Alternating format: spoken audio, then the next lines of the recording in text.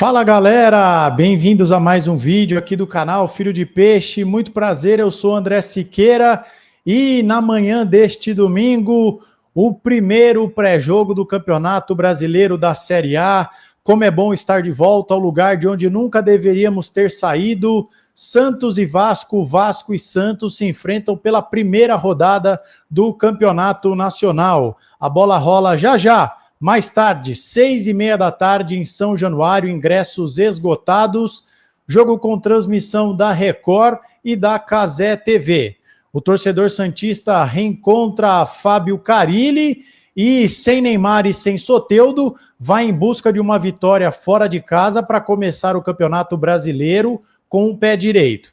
E é muito bom dizer que estamos de volta, e é muito bom poder dizer, e eu espero não queimar a língua lá na frente, que pela primeira vez, talvez em 4 anos, o Santos entra no Campeonato Brasileiro com condições de aspirar coisas maiores e não ficar sofrendo, brigando contra o rebaixamento. Jogo duro contra o Vasco, jogar em São Januário nunca é fácil, mas eu acho que há caminhos que o Santos pode explorar para vencer a partida e eu vou tentar te mostrar como a partir de agora. Então sejam bem-vindos, não esqueça de se inscrever e ativar o sininho para não perder nenhuma novidade do nosso canal. Se você for novo por aqui, se inscreva, deixa o seu like que é muito importante, comente. Aos velhos inscritos e aos novos inscritos, voltamos, placar racional e placar passional. Quanto o seu coração acha que vai ser o jogo e quanto a razão diz que vai ser. Palpite, quero saber quem vai acertar. Não se esqueça de compartilhar o nosso conteúdo e também, se você quiser e puder, vire membro do nosso canal, clique no botão Seja Membro. A partir de R$ 2,99 por mês, você apoia o meu trabalho mensalmente, ganha benefícios exclusivos, como acesso antecipado aos vídeos, como é o caso dos membros, e também o grupo de WhatsApp que será lançado ainda hoje, provavelmente durante a nossa live pós-jogo. E, aliás, participe da nossa live pós-jogo por volta das 8h30 da noite. Clica na nossa live, vem para o nosso canal, participe do pós-jogo mais bacana da internet brasileira. Tá bom, gente? E se você for torcedor do Vasco, diga aí nos comentários se você quiser. Eu trato sempre os nossos adversários com muito respeito. Vai ser um prazer saber a opinião do vascaíno. Será que eu analisei bem o time do Vasco? Então, se você for vascaíno, diga aqui embaixo. Gente, vamos lá.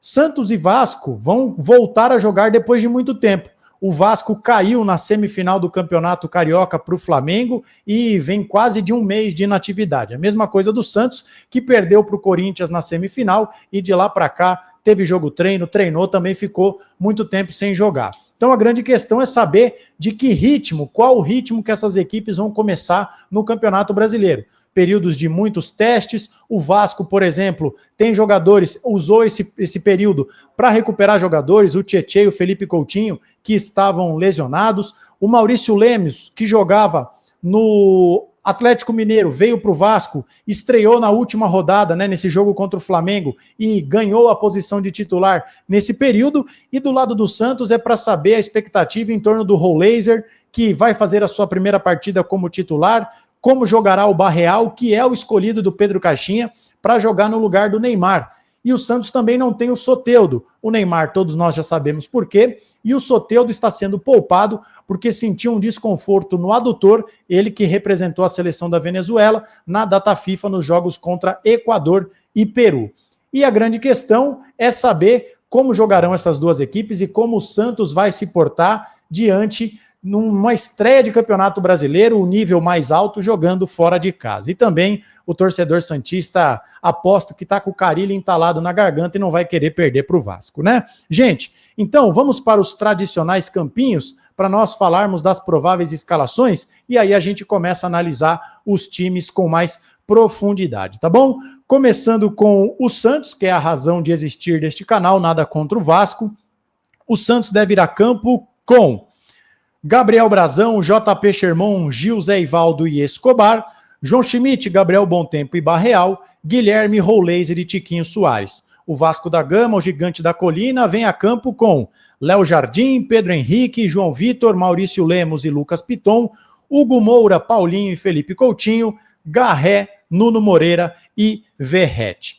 Gente, nesse pré-jogo eu vou dividir a nossa análise em algumas questões. Primeiro, para o torcedor do Santos ficar de olho, para o torcedor do Santos saber coisas boas e coisas ruins do Vasco da Gama. O que o Vasco faz e faz bem? Vamos lá. Nuno Moreira e Garré são jogadores que jogam com o pé trocado. O que isso significa, torcedor? O ponta esquerda é destro e, portanto, traz o jogo para dentro, e o ponta direita é canhoto e também traz o jogo por dentro. Quando você joga com pontas de pé invertido, qual é o seu intuito? O seu intuito é liberar o corredor para a subida dos dois laterais. Pedro Henrique e Lucas Piton sobem muito e sobem bastante. Então, o Vasco tem essas jogadas pelos lados do campo como uma fortaleza. Principalmente pelo lado esquerdo do campo, o Lucas Piton apoia bem, cruza bem, é um jogador que, além de cruzar em quantidade, tem uma boa qualidade na batida da bola. No ano passado, o Campeonato Brasileiro, ele foi um dos laterais com maior acerto nos cruzamentos. Outra coisa que o Vasco da Gama faz bem é, sobretudo pelo lado esquerdo, o Coutinho sempre foi esse jogador, Felipe Coutinho, que jogou mais pelo lado esquerdo do campo, então ele vem do meio para a ponta esquerda, e o Nuno Moreira é esse jogador que vem por dentro, como eu disse. Então, essas triangulações do Vasco com Coutinho, Nuno Moreira e Piton são um ponto forte também, é um ponto forte do Vasco. E aí a gente vai ficar curioso para ver, primeiro, o JP Sherman, que ainda oscila maus momentos na marcação, como ele vai lidar em cima de um jogador habilidoso. O Nuno Moreira é um bom jogador. Como se vai dar também essa aproximação dele para evitar os cruzamentos do Lucas Piton, que são muito bons, repito. E outra coisa, como vai ser a capacidade do Rollaser de recompor defensivamente. No Campeonato Paulista nós vimos o Soteldo fazendo isso muito bem, surpreendendo os torcedores do Santos, porque o Soteldo não é um jogador que se destacava por esse poderio de marcação. Já do lado de lá, mesmo com as subidas do PH, do lateral direito, a gente sabe que o jogo sem bola do Guilherme é bom. Então eu acho que isso do lado de lá está bem resolvido. E aí a gente vai precisar prestar atenção também. O Bom Tempo vai ter que se desdobrar na marcação para não sobrecarregar, porque você já sabe, 1, 2, 3 é maior que 2 e tendo superioridade numérica, o time adversário leva perigo. Outra coisa que o Vasco faz bem, e é uma consequência desse jogo lateralizado do Vasco, explorando os corredores laterais, é o Vegete, um exímio cabeceador. Eu diria talvez que seja o melhor cabeceador em atividade no futebol brasileiro. Ele é letal, ele é muito bom de cabeça, e o Santos precisa prestar atenção. A bola aérea assombrou o torcedor santista no Campeonato Paulista. Quando Zé Ivaldo e Gil passaram a jogar juntos, esse problema foi mitigado, foi atenuado, mas agora, diante de um dos melhores, se não o melhor cabeceador, o time do Santos vai precisar de muita atenção. E agora, passando para o que o Santos pode fazer para ganhar do Vasco, eu vou começar com uma consequência desse jogo ofensivo dos laterais do Vasco. Se os dois laterais têm o costume de subir bastante, eles também deixam espaço nas suas costas. Então, principalmente o Guilherme, que é um jogador que tem essa explosão para ser lançado no espaço, pode ser um jogador que o Santos pode tentar potencializar. E quando eu digo potencializar, o Santos marcou no 4-4-2 no Campeonato Paulista. Tiquinho e Neymar eram os jogadores que não voltavam. E ao invés do Santos morrer com o Guilherme abraçado com o lateral, o Rollaser também, e aí o Santos marca com Schmidt, Barreal e Bom Tempo, marcando num 4-5-1, eu acho que o Santos pode fazer um balanço defensivo, já que o Barreal, por exemplo, joga de ala esquerda. Quando a jogada estiver pela direita, o Rollaser acompanha, o Bom Tempo vem por aqui, o Schmidt vem por aqui e o Barreal fecha essa segunda linha de 4 e deixa o Guilherme aqui prontinho para o contra-ataque. Quando a bola estiver do lado esquerdo, o Guilherme vem, o Barreal fecha por aqui, junto com o Schmidt, e o Bom Tempo acompanha. Deixa o Rollaser fazendo essa sobra. É um mecanismo importante do Santos, porque o Vasco sobe com seus dois laterais, mas deixa espaço nas costas. E, de forma geral, a recomposição defensiva do Vasco deixa a desejar. Assistindo alguns jogos do Vasco no campeonato estadual, no campeonato carioca, eu cansei de ver, principalmente nos jogos contra o Fluminense, que tem o Canóbio pela ponta, do Flamengo, que tem Bruno Henrique, que tem Plata, que tem Cebolinha, Michael, Luiz Araújo, o Vasco sofreu nessa recomposição defensiva. Então, contra-ataque pode ser um caminho importante para o Santos, mas principalmente um caminho muito importante que o Santos pode levar para vencer o Vasco é explorar o espaço entre linhas, sobretudo nas linhas, entre as linhas de defesa do Vasco e do meio de campo. O Vasco costuma deixar muito espaço entre a linha de defesa e a linha de meio de campo. E aí eu vou mostrar um material que eu preparei para vocês, que vocês sabem que eu gosto muito desse material visual quando se trata de pré-jogo. Então, nada melhor do que no primeiro pré-jogo do ano, a gente trazer esse material bem completo para vocês. Deixa eu só ver aqui. Aqui, beleza, estava com um pequeno probleminha. Vamos lá. Separei aqui alguns exemplos para vocês. Esse aqui é a semifinal do Campeonato Carioca. Perceba como o Vasco está na frente do placar e só nessa imagem os 10 jogadores de linha estão aqui. Uma linha de 5 com o ponta direita desse jogo bem baixo, Paulinho, Hugo Moura e mais um jogador aqui de meio de campo que eu não vou lembrar quem é, o Vegete e o Felipe Coutinho. Mas ainda assim, tendo 10 jogadores no campo de defesa, vejam como o Flamengo consegue posicionar Gerson e Plata entre as linhas do Vasco. O Arrascaeta joga essa bola para o Wesley e a zaga vai cortar. Mas ainda assim, a bola volta, percebam, 32:54, quase 10 segundos depois a bola volta e vejam como a separação entre as linhas é nítida. A linha de defesa afundada, a linha de meio de campo aqui e 3 jogadores do Flamengo, Gerson, Arrascaeta e o De La Cruz absolutamente sozinho. O De La Cruz, o Arrascaeta chuta, desvia, sobra para o Bruno Henrique e ele faz o gol.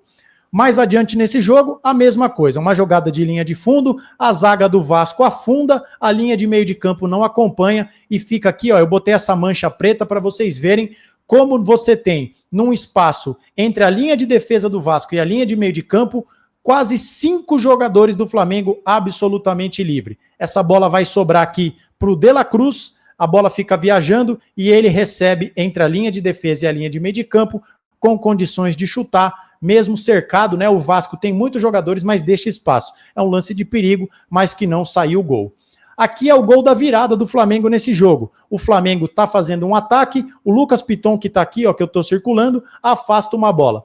O Gerson está subindo para disputar essa bola com o Vascaíno e olha o Luiz Araújo aqui entre as linhas de defesa e do meio de campo. O Gerson ganha, a bola chega no Luiz Araújo. O Luiz Araújo tem todo esse espaço entre linhas que vocês estão vendo aqui, está bastante nítido, ele faz a finta, chuta e faz o gol. Mas não é apenas contra o Flamengo que isso acontece. Vamos mais adiante contra o Fluminense também no Campeonato Carioca.